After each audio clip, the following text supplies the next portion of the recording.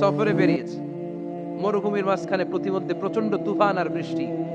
বৃষ্টি থেকে বাঁচার জন্য এর একটা পাহাড়ের গুহার ভেতরে ঢুকেছে। হঠাৎ থান্ডার, বজ্রপাত, বিজলি, মুষলধারে বৃষ্টি। বৃষ্টির পানিতে পিচ্ছিল হয়ে উপর থেকে বিশাল প্রকাণ্ড একটা পাথরের খণ্ড এসে গুহার মুখের মধ্যে আটকে গিয়েছে। যেই গুহার মুখ দিয়ে তারা ঢুকেছে, ওইখানে বিশাল একটা পাথর গড়িয়ে এসে উপর থেকে বলল, অন্ধকার, ভিতরে কোনো আলো নাই, কোনো জনমানব নাই, বাঁচানোর কেউ নাই, কিচ্ছু দেখা যায় না, ঘুটঘুটে অন্ধকার। বাইরে থেকে আলো আর অক্সিজেন যে আসবে ওই সুযোগটাও নাই। তিনজন বুঝে গেল আমাদের মৃত্যু এখানেই হবে। আমাদের কঙ্কাল গুলো শত শত বছর এখানে পড়ে থাকবে, কেউ উদ্ধারের জন্য আসবে না, ঠিক কিনা?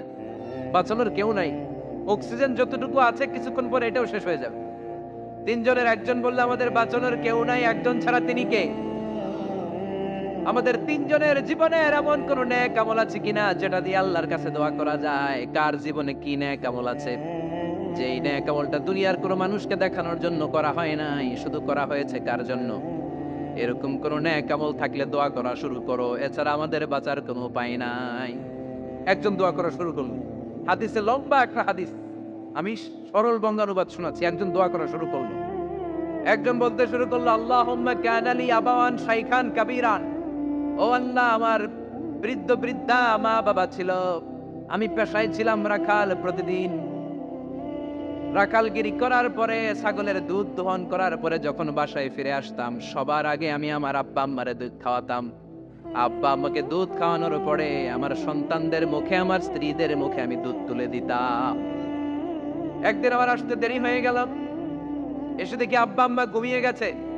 দুধের বাটি নিয়ে আমি আব্বা আম্মার মাথার সামনে দাঁড়িয়ে রইলাম।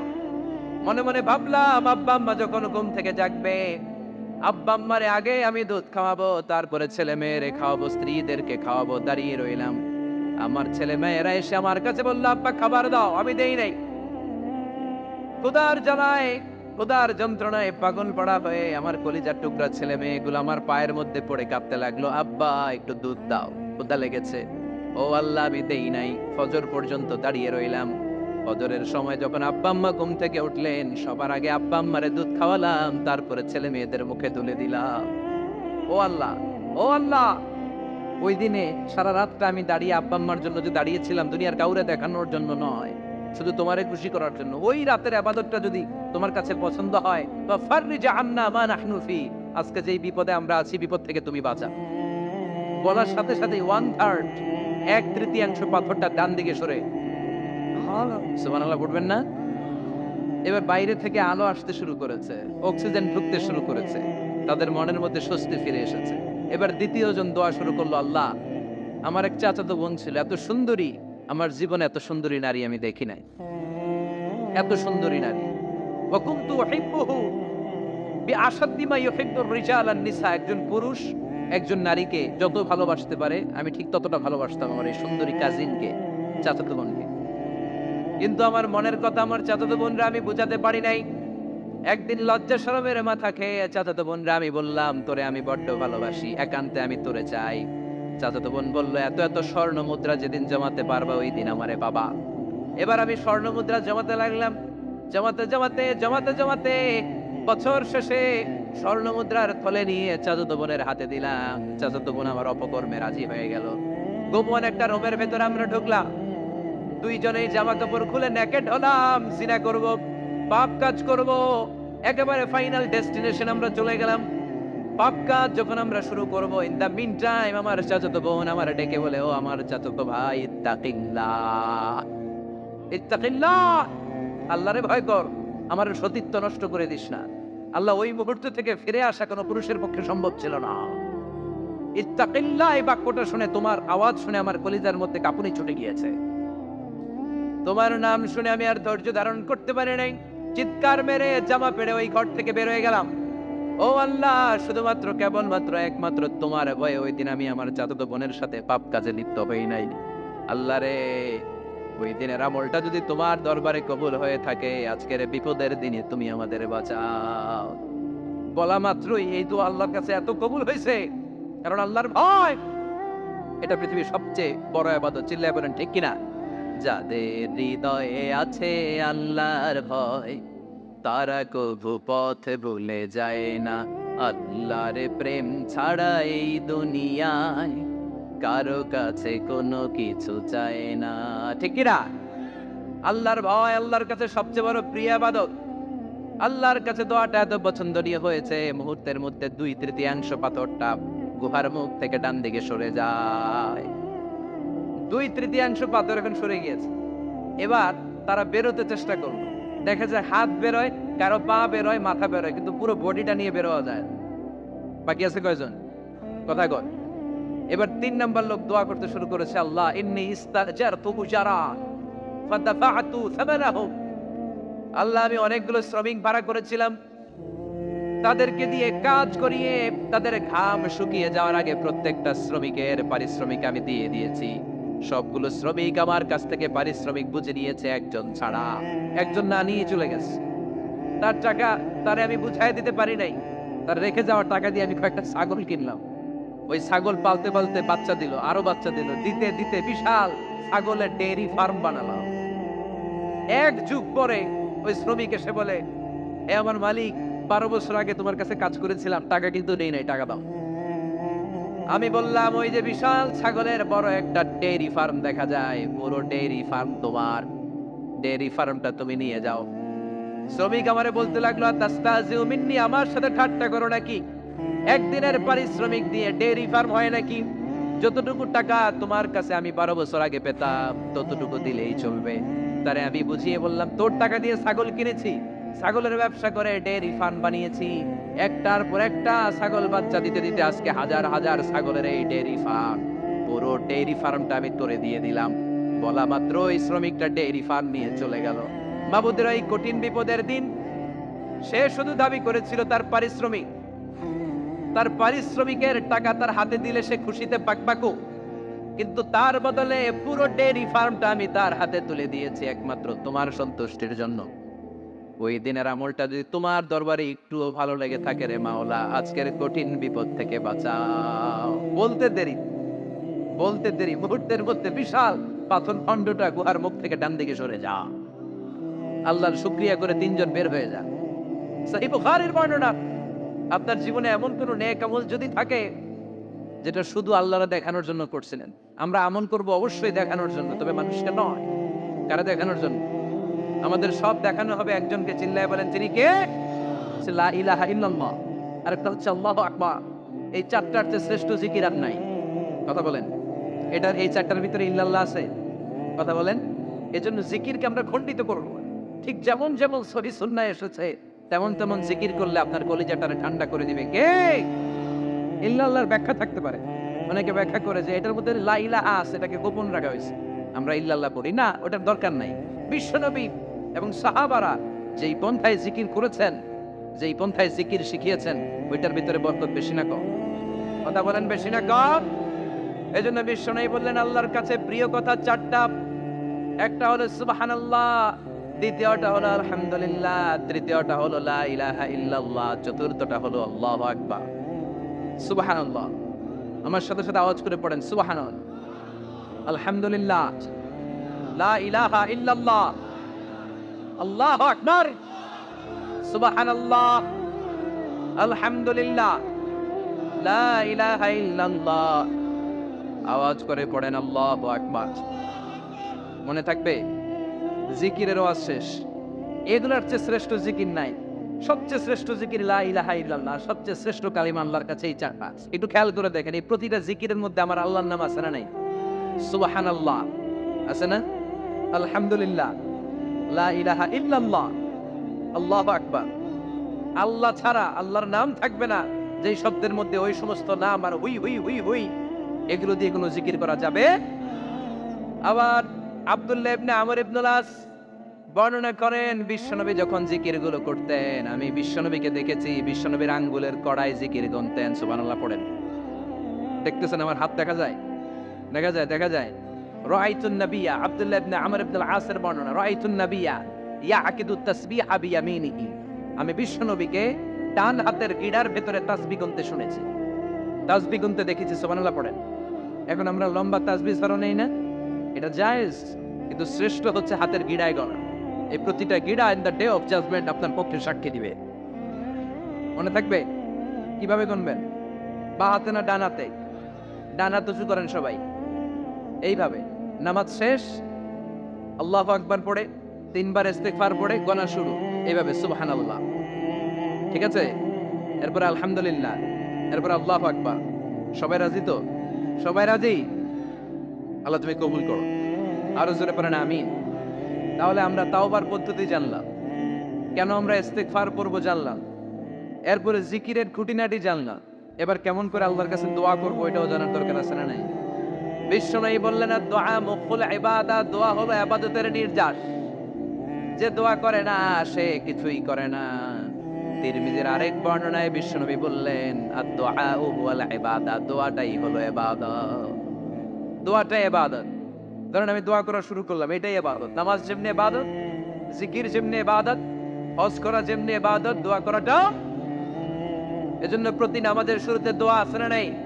সূরাতুল ফাতিহার আরেক নাম সূরাতুদ দোয়া, দোয়ার সূরা। আমরা প্রত্যেকবার সূরা ফাতিহা যখন পড়ি আমরা পড়ি ইহদিনাস সিরাতাল মুস্তাকিম। সবাই পড়েন ইহদিনাস সিরাতাল মুস্তাকিম। ও আল্লাহ, আপনি আমাদেরকে সরল সঠিক পথ দেখান। পড়েন আমিন। ও আল্লাহ, show us the right path, show us the correct path, show us the middle path. আল্লাহ, মধ্যম পন্থা দেখান, মাঝামাঝি রাস্তাটা দেখান, সিরাতুল মুস্তাকিম দেখান। আমাদেরকে রাস্তা দেখায় কে? কথা বলেন না। আমরা যদি পথ ভুলে যাই, পথ দেখায় দেয় কে? আমি যদি কোনদিন পথে ভুলে যাই, হাত ছানি দিয়ে কাছে নিও, মমতার বন্ধনে আমায় বেঁধে সব ভুল ক্ষমা করে দিও। আমি যদি কোনদিন পথে ভুলে যাই, হাত ছানি দিয়ে কাছে নিও, মমতার বন্ধনে আমায় বেঁধে সব ভুল ক্ষমা করে দিও। আমি যদি কোনদিন পথে ভুলে যাই, পড়েন, হাত ছানি দিয়ে কাছে নিও, মমতার বন্ধনে আমায় ডেকে সব ভুল ক্ষমা করে দিও। চিল্লায় পড়ে না আরো জোরে আমিন।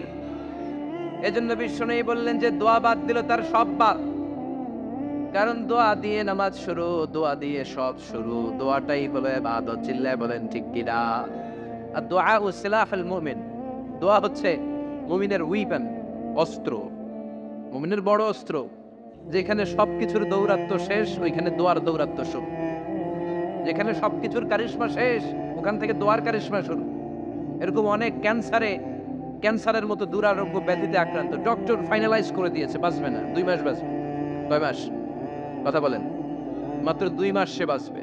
তারপরেও দেখা গেছে লোকটা 7 বছর বেঁচে ছিল। আছে না নাই? দোয়া, the power of dua. Everything is pre-written, but by supplication it's rewritten. সবকিছু আগে লেখা থাকে। মহাবিশ্ব সৃষ্টির 50,000 বছর আগে আমাদের ভাগ্যে কি ঘটবে সব লিখে রেখেছে কে? সব অপরিবর্তনীয়। কিন্তু এই তাকদীরেরও কিছু জিনিস আল্লাহ চেঞ্জ করে দেয় দোয়ার বরকত। এজন্য দোয়া করার দরকার আছে না নাই? মায়ের কাছে দোয়া চাবেন, মায়ের দোয়া আল্লাহ ফেরায় না। মুসলিম ব্যক্তির দোয়া আল্লাহ ফেরায় না, মুসাফিরের দোয়া আল্লাহ ফেরায় না। যিনি রোজা রেখে দোয়া করেছেন তার দোয়া আল্লাহ ফেরায়। এজন্য বেশি বেশি আল্লাহর কাছে দোয়া করতে রাজি আছেন তো? কিন্তু দোয়াটা হইতে হবে সিনসিয়ার, একনিষ্ঠ দোয়া। অনেকে দেখবেন দোয়াও করে ওদিকেও তাকায় আছে, জুমার নামাজে প্রায় হয় বিশাল দোয়াও করতেছে আবার এদিকে। আছে না নাই? আবার দোয়াও করে মোবাইলও টিপে, কথা কন। আবার আমরা আলোচনা শেষে দোয়াও করি, পোলাপাইন সেলফিও তোলে। আছে না নাই? সিনসিয়ারিটি নাই।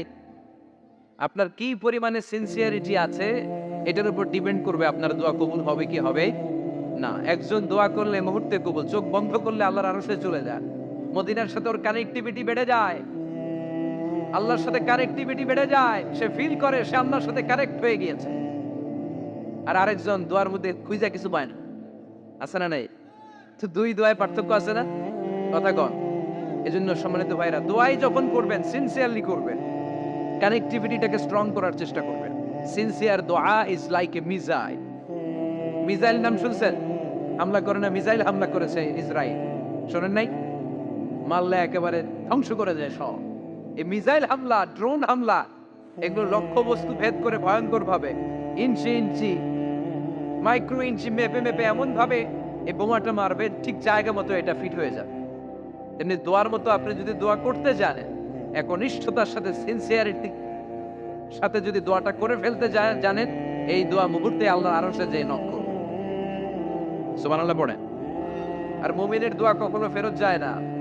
দোয়া করলে এই মুমিনের দোয়া কবুল করে নেয় কে? আপনি জীবনে যত দোয়া করছেন সব কবুল। All of your supplications are accepted. Whatever you have supplicated to your Lord, যাই চেয়েছেন সব কবুল। অনেকে বলে হুজুর এটা একটা কথা কইলেন, সব দোয়া বুঝি কবুল? কত দোয়া করলাম, জীবনে কত কিছু চাইছি, কই কিছুই তো দেয় নাই। এরকম আছে না নাই? অনেকে বলে হুজুর কত চাইলাম আল্লাহ আমার দিল না। 5টা আল্লাহ মেয়ে দিয়েছে, একটা ছেলের জন্য কাবাঘর ধরেও দোয়া করে আসছি, হাজরে আসওয়াদ ধরে দোয়া করে আসছি, মুলতাজামে দোয়া করে আসছি, আরাফাতের ময়দানে দোয়া করছি, কই আল্লাহ দিল না। আর আপনি ওয়াজে যত দোয়া করছেন সব কবুল করে নিছে কে? কন্ট্রাডিক্ট হয়ে গেল না? আমি বললাম সব দোয়া কবুল, আর আপনারা কইতেছেন কই কত কিছু তো পাই নাই। আল্লাহর দোয়া কবুল করার 3টা পদ্ধতি আছে। কয়টা? আপনাদের জীবনী আসছে, কথা শুনতেছেন তো? 3টা পদ্ধতিতে তিনি দোয়া কবুল করেন। চিল্লায় বলেন কয়টা? আপনি দোয়া করা মাত্রই আল্লাহ দোয়াটা অ্যাকসেপ্ট করে নেয়। আল্লাহ বলে accepted, rejected he never shed your সাপ্লিকেশন is rejected. তোমার দোয়া রিজেক্ট করে দিলাম, এটা আল্লাহ কখনো বলে? সুবহানাল্লাহ পড়বেন না? দোয়া করা মাত্রই কবুল করে কে? তবে 3টা পদ্ধতিতে করে। চিল্লায় বলেন তো কয়টা? যখনই যা চাইবেন আল্লাহ বলে দেব দেব দেব দেব না, কখনো বলে না। 3 পদ্ধতিতে কবুল হয়। পদ্ধতি নাম্বার 1, কোন বিষয় আল্লাহর কাছে চাইলেন, দোয়া করলেন, আল্লাহ বলে দেব দেব বলেই তিনি দিয়ে দেন, ফলে আপনি পেয়ে যান, আপনি খুশি। সুবহানাল্লাহ পড়েন। পদ্ধতি নাম্বার 2, আপনি আল্লাহর কাছে কিছু চাইলেন, আল্লাহ তখনও বলে বান্দা তোরে দেব, রিজেক্ট করে দিলাম এটা বলে না, দেব তবে এখন না, লেটার অন, একটু দেরি করে, পরে দেব, কখন দিলে আমার জন্য ভালো, আমার চেয়েও ভালো জানে কে।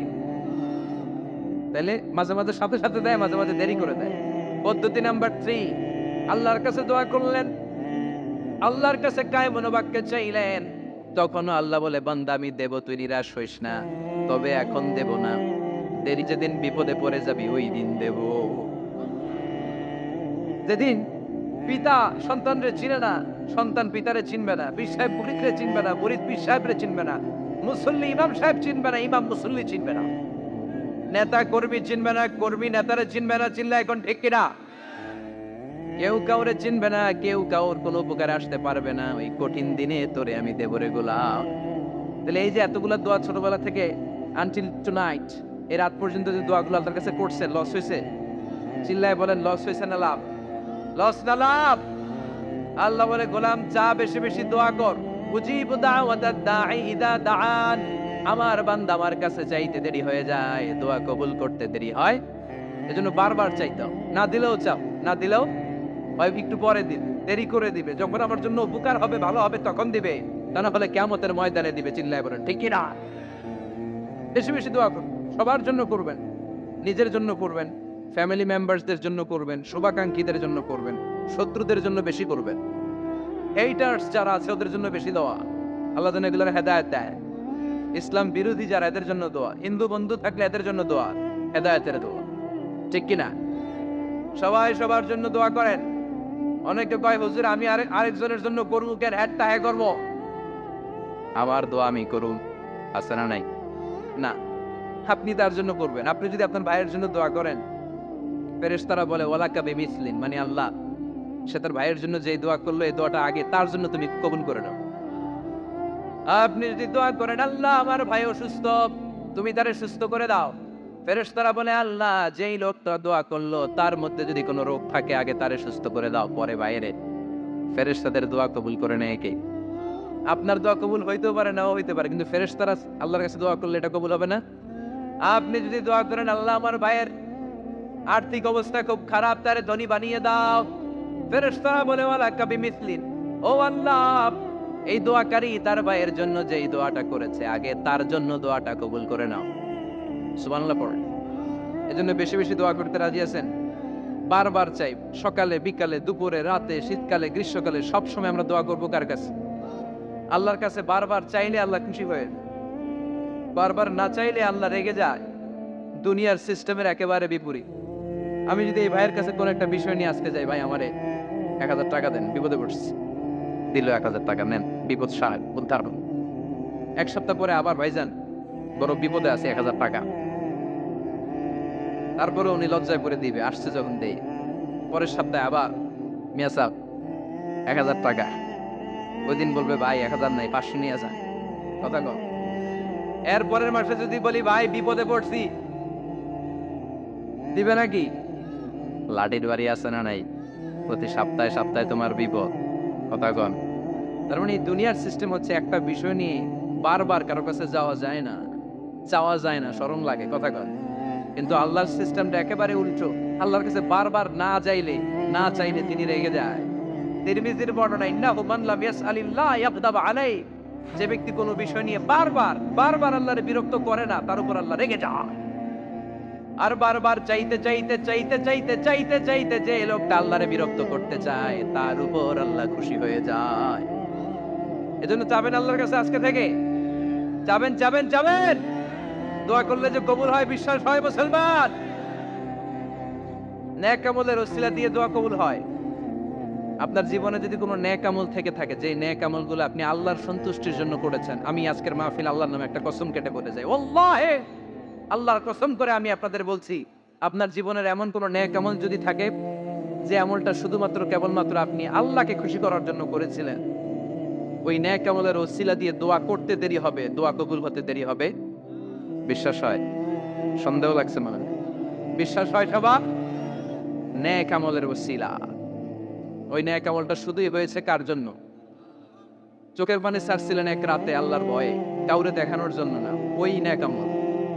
রাত্রিবেলা হেঁটে যাচ্ছিলেন মসজিদের পাশ দিয়ে, দেখলেন দান বাক্স লেখা, কেউ নাই, কেউ নাই, কচকচে 500 টাকার নোট বের করে ঢুকাই দিছিলেন। এটা হচ্ছে শুধু আল্লাহরে দেখানোর জন্য নেক আমল, ঠিক কিনা?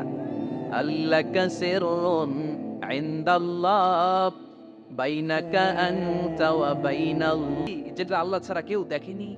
সুবহানাল্লাহ পড়ে।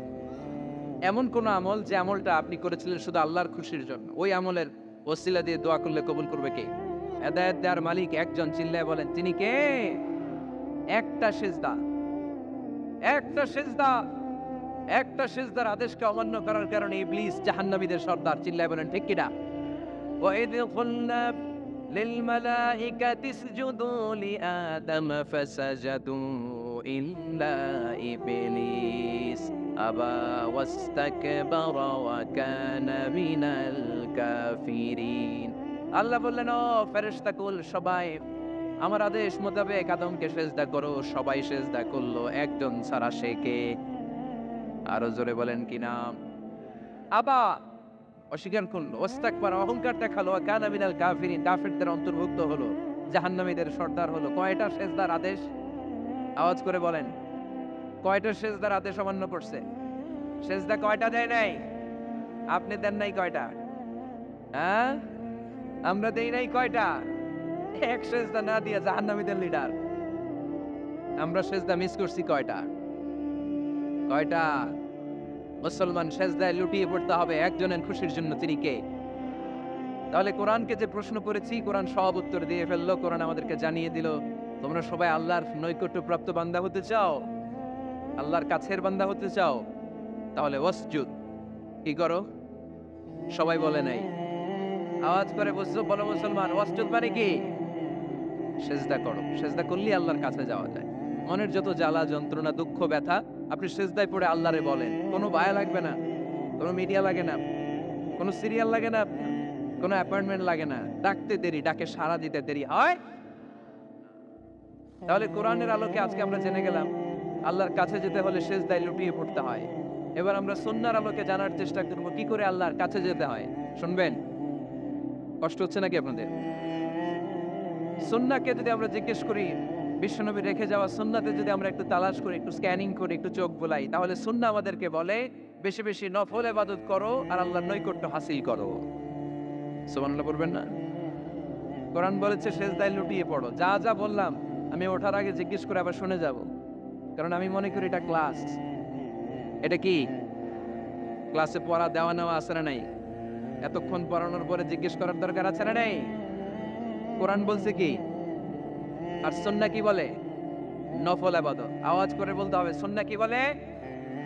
বুখারীর বর্ণনা, আল্লাহর হাবিব সাল্লাল্লাহু আলাইহি ওয়াসাল্লাম বলেন, মা ইয়াজালু আবদি ইয়াতাকাররাবু ইলাইয়া বিন নওয়াফিল।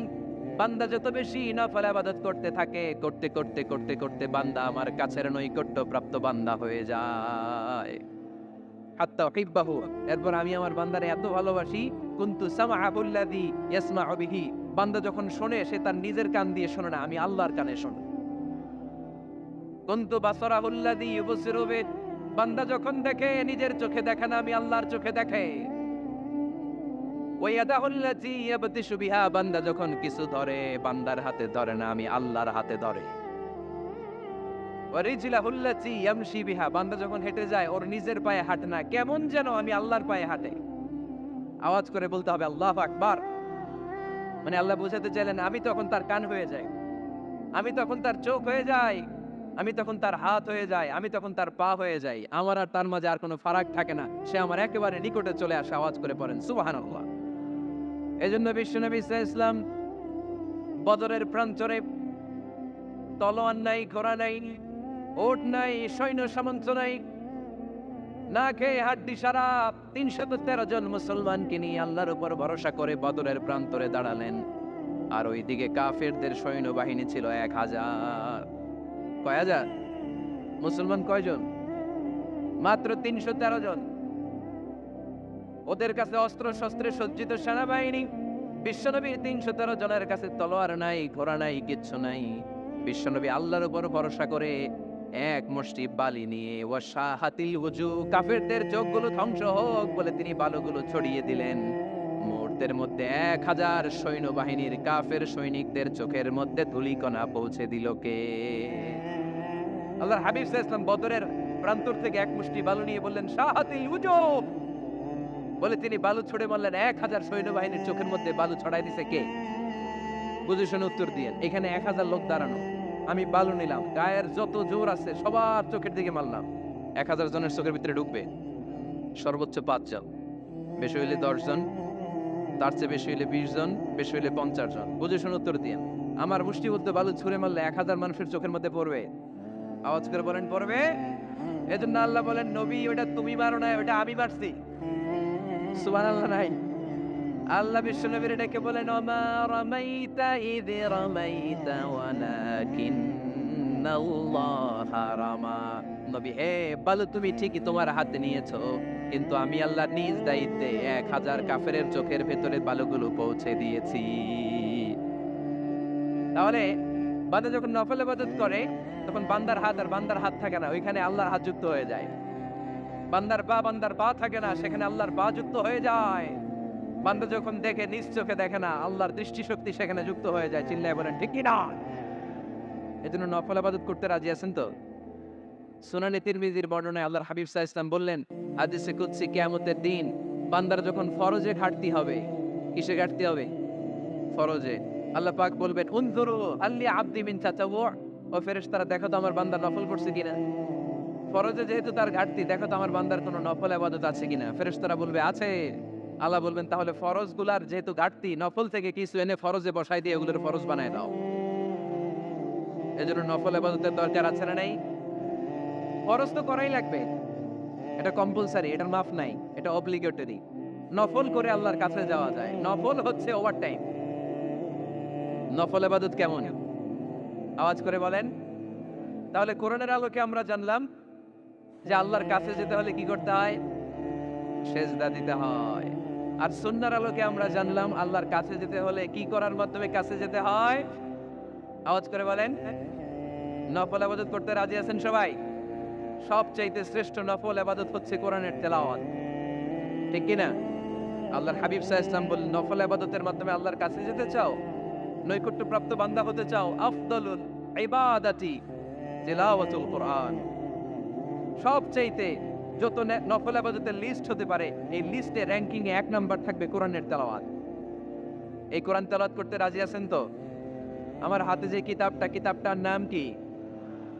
সবাই বলতে পারেন নাই? আওয়াজ করে বলেন তো কিতাবটার নাম। এই কিতাবে ভুল আছে, সন্দেহ আছে, সংশয় আছে? এটা আলোর পথ দেখায়। এই কিতাব মানুষকে মানুষের মতো মানুষ বানায়, ঠিক কিনা? গরুর পেট থেকে বেরোলে ওটা গরু, ছাগলের পেট থেকে বেরোলে ওটা ছাগল হয়, মানুষের পেট থেকে বেরোলে ওটা মানুষ হয় না, ওটার মানুষ বানাইতে হয়। মানুষ বানানোর জন্য কোরআন পড়ার দরকার আছে না নাই?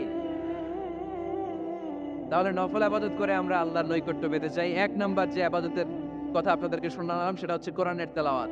রাজি আছেন সবাই?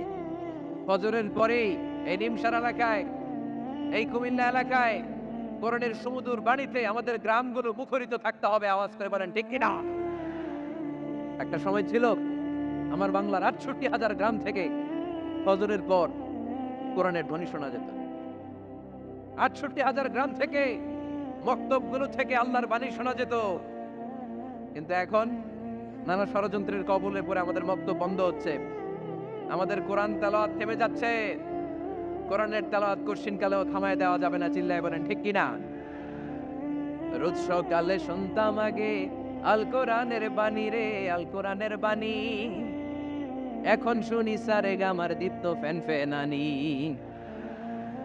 ধর্মপ্রাণ মুসলমান আজকাল হয়েছে মডার্ন, ধর্মপ্রাণ আমরা বড়ই ধর্মপ্রাণ, নামাজ রোজার কিছু নাই, হলেও ধরি না কোরআন। ধর্মপ্রাণ, ঠিক কিনা?